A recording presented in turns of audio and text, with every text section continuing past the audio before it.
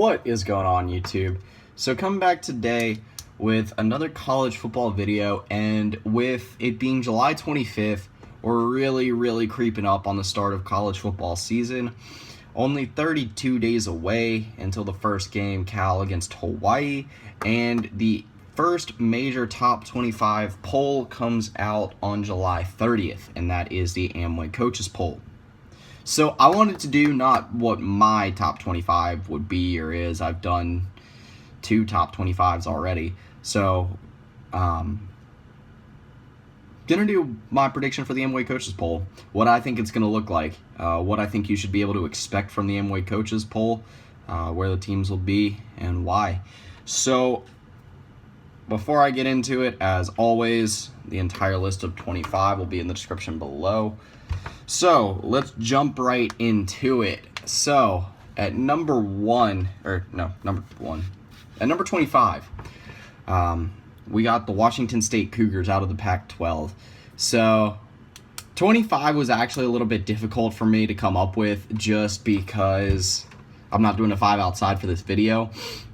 Washington State seems like a good option here just because the Pac-12 North is a very crowded division right now. It's hard to... I know for sure that all 4 teams at the top of the Pac-12 North are not going to be ranked by the end of the season. Well, not for sure, but that's what my mind tells me. I think that the entire college football world looks up on Luke Falk, Gabe Marks, all them, and that'll do enough to get Washington State in the top 25. So at number 4, got the reigning SEC East champion, Florida Gators. Now, I would personally have Florida ranked a lot higher than this, but again, I don't think that Florida is looked that highly upon right now after the way they finished last season. So at number 23, got the Iowa Hawkeyes. So, Iowa, a team heading into the season, the reigning Big Ten West champions, and I believe the only team out of the Big Ten West ranked in this set of rankings. Wisconsin, I think, will be close. Wisconsin would be my personal top-ranked team right now, but Iowa, the most returning starters, the current favorite, and that's just my gut that says that Wisconsin's going to win the Big Ten West, and they are also the reigning Big Ten West champions, so they're going to be on this list, or they're going to be on the top 25, no doubt. So at number 22, got the reigning ACC Coastal Division champion, and that is the North Carolina Tar Heels. So UNC had what was somewhat of a breakthrough season last year, and in my opinion has the ability to do it again. They still have a very talented team. They lost some players, but the offense is just loaded with talent. I don't think, I mentioned this multiple times, I don't think that the loss of Marquise Williams is going to affect them too heavily. I think Mitch Trubisky can step up, do a bang-up job, and I don't think there's any way that UNC falls out of this top 25. So at number 21, got Oregon. Had a big collapse at the end of their bowl game last year against TCU. I believe it's Bram Kohlhausen. The quarterback that was taken over for TCU in that game just led a massive comeback in the second half. And that's the last we remember of Oregon from last season. So, Oregon, once again, going with the FCS graduate transfer in Dakota Prukop from Montana State. Last year it worked okay with Vernon Adams. For the short term, it might pay off okay. They still have a talented running back in Royce Freeman, so we'll see how the season goes for them.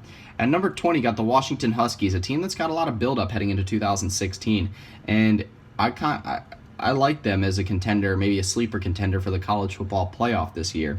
I mentioned that already. You know, they got a lot of talent this year. I mentioned the big 3 on Washington's offense, Myles Gaskin at running back, Jake Browning at quarterback, and then you got John Ross at wide receiver. Could form a very nice duo to lead Washington to a possible Pac-12 North title. So at 19, we got always a preseason hype favorite, and that's the USC Trojans. So USC is very talented heading into the season. There's no doubt about that, breaking in a new quarterback in Max Brown. You know, a guy in Ronald Jones in the backfield, I mentioned multiple times, I think can have a breakout year. And the only thing for USC is going to be that schedule.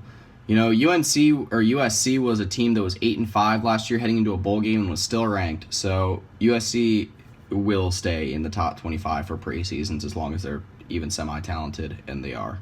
So at number 18, got the Oklahoma State Cowboys out of the Big 12.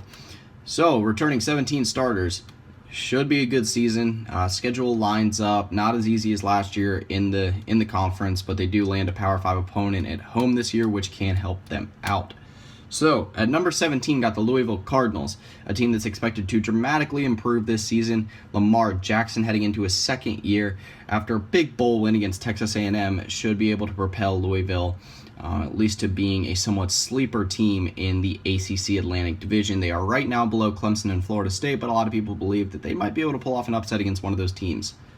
So, at number 16, got the TCU Horned Frogs, a team with some question marks on offense heading into the year. But on defense, looks like they're a lot more solid than they were last year. Josh Carraway leads a very, very stout group on defense. On offense, a few names that I think you should watch out for. One of the stars already, Kevontae Turpin, very elusive, very speedy running back wide receiver, just a great player at skill positions. And then Deontay Gray, again, another very fast receiver and a threat on special teams. See who I believe it's going to be Kenny Hill taking over, maybe Foster Sawyer at quarterback. But either way, should be a successful team this year. So at number 15, got, in my opinion, the Pac-12 South favorite, the UCLA Bruins. So they return a lot more experienced defense led by Eddie Vanderdoes at defensive tackle. On offense, Josh Rosen obviously comes back for another year. Soso Jamabo ready to take the reins at running back after losing Paul Perkins. So big expectations once again for Jim Mora's UCLA group. So at number 14, we got Mark D'Antonio in Michigan State. So the former Big Ten East champions. You know, Michigan State loses a lot this year. The biggest question is who's going to take over at quarterback. I believe Tyler O'Connor is the favorite to do that. And I mentioned this multiple times. They will be relying very heavily on LJ Scott this year, who could have a big-time year at running back. He already had a pretty big-time freshman year, scoring that touchdown to win them that Big Ten West title. But they, again, last memory of this team we saw was them getting thrashed against Alabama. So see how they respond heading into this season. At number 13, got the newly coached Georgia Bulldogs. Kirby Smart taking the reins at UGA. Still somewhat big expectations for UGA this year. Nick Chubb returning, Jacob Eason taking over at the starting quarterback spot. Defense should be a little bit more stout this year, but this is a three-team battle at the top of the SEC East, and it's not going to be easy for Florida, Georgia, or Tennessee, either one of them, to be able to take this SEC East crown. So at number 12, we got the Houston Cougars, the lone group of 5 team in these rankings. Houston do have a tough schedule. If they're able to beat OU this year, then that automatically slots them in position to make the college football playoff, because then they might be able to clear through the rest of their schedule. Bring back Greg Ward Jr., one of the most talented quarterbacks in the country, and this is one of the most hyped non-Power 5 teams I've seen in a long time. So at number 11, we got the Ole Miss Rebels. So a team went through a lot of turmoil during the offseason, did lose quite a bit on both sides of the ball talent-wise, but they returned Chad Kelly, one of the best quarterbacks in the country. They still got some talent left at wide receiver. Quincy Adeboyejo, Demore Stringfellow. So we'll see if Ole Miss is able to keep somewhat of a stout defense and still be effective on offense, especially in the air. So at number 10, got the Tennessee Volunteers. SEC's favorites coming into the year, presumed to be the second or third best team in the SEC as a whole this year. They were the third. They are the third odds-on favorites right now, at least out of the SEC media polls, to win the entire SEC. They return about 17 or 18 starters. Going to be a really experienced team this year. Talent all over the place. Josh Dobbs, Jalen Hurd, Alvin Kamara, all on offense. And then you got Jalen Reese-Maben, Derek Barnett, and Cam Sutton leading the defense. So at number 9, we got the Stanford Cardinal. See who takes over at quarterback for Stanford. That's a big question mark heading into the year. They do lose a lot on both sides of the ball, obviously relying very heavily on debatably the best player in college football, Christian McCaffrey. Definitely the most versatile. But again, that's going to be a big quarterback battle to watch between Keller Christ and Ryan Burns. Let me see if there's any update on the quarterback situation. I don't believe there has been. So just something to keep an eye out for, because Stanford right now is the expected favorite to repeat as Pac-12 champions. So, at number 8, we got the Ohio State Buckeyes. Again, another team that loses a lot aside from the quarterback spot. And they just lost another big player last week in Briante Dunn, who was dismissed from the program, who was going to be the presumed starting running back taking over for Ezekiel Elliott this year. A lot riding on JT Barrett's shoulders this year. See if he can be able to get it done this year at Ohio State.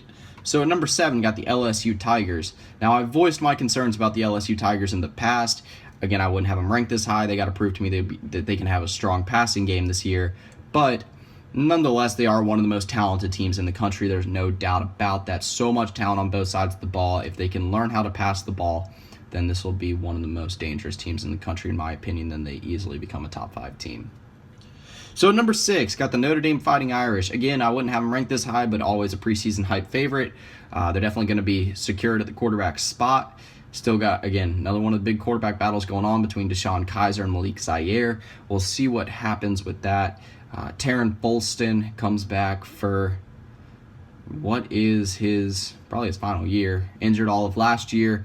Ended up being actually not a bad thing for Notre Dame with CJ Prosise. But Notre Dame does lose a lot on both sides of the ball. But, again, injuries were a big part of the big issue last year, and they were still able to be a 10-win team. So, should not be too big of a problem to the voters this year.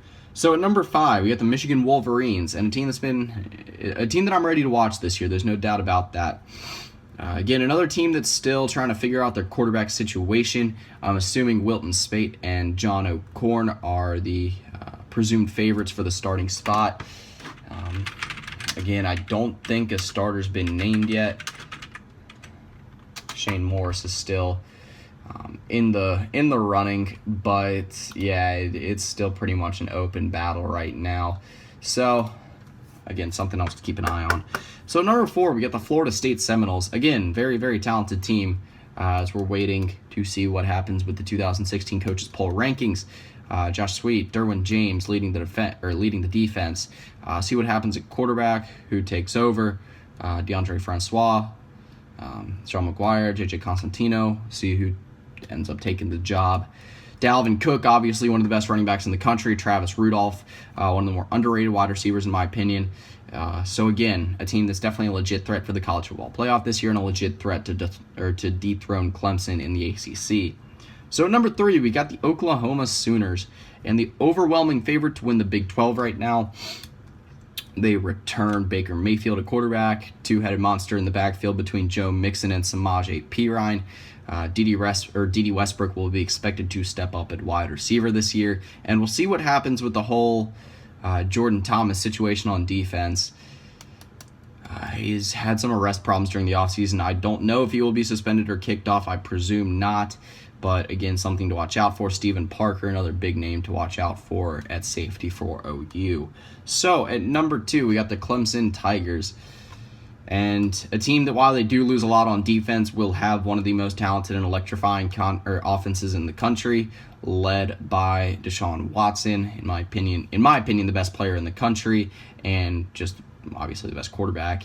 They return a lot at wide receiver and tight end, just a lot in the passing game between Artavis Scott, Mike Williams, Deion Kane, Jordan Leggett, even Wayne Gallman in the backfield. This will be a very talented offense for this year. 5 points away from.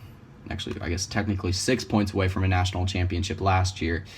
So, something to watch, see if we can see a Clemson-Alabama rematch in the college football playoff this year. So, at number 1, we got the reigning champion Alabama Crimson Tide. No reason to dethrone them as number 1. Yes, they do lose their starting quarterback in Jake Coker, their running back, former Heisman Trophy winner, and backup running back Kenyon Drake, and also Derrick Henry. Calvin Ridley will be expected to step up in a big way this year. They do have some heavy losses on defense, but nothing they can't replace. So, that'll pretty much do it for this video. Like I said, I wanted to make a little prediction video predicting the top 25 for the coaches poll, just because I'm itching for college football season to come around, as I'm sure all you watching this are as well. So that's pretty much it. See ya.